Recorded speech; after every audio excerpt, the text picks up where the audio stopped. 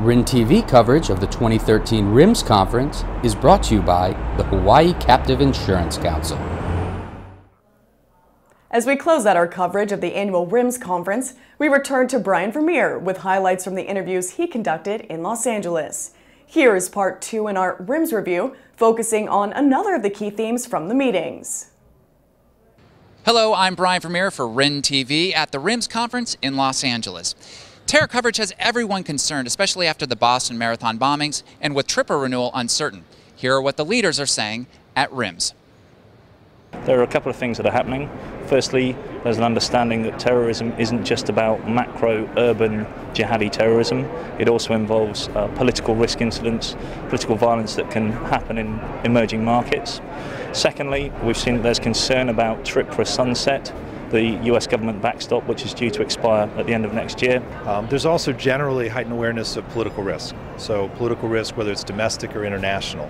I'd say on TRIA, that's an area that the industry has been concerned. Many of our customers have been concerned that the government will not continue TRIA legislation that has been a very significant and important backstop. There are threats overseas, but actually there are threats much closer to home in the domestic market, and I think it's making corporations and individuals assess those risks much more closely. And we see around the globe a still fast-moving world that both clients, insureds, risk managers and insurers all need to make sure that what we do our best to do is ensure that there is a relevant, where possible, risk transfer product available to all that reflects the new and ever-changing world. Companies can mitigate their risk and reduce the risk of being kidnapped, not only through insurance protection, but I think more importantly through rigorous protection and prevention measures in place. Let me be clear and unequivocal. Willis's position is that TRIA needs to be renewed.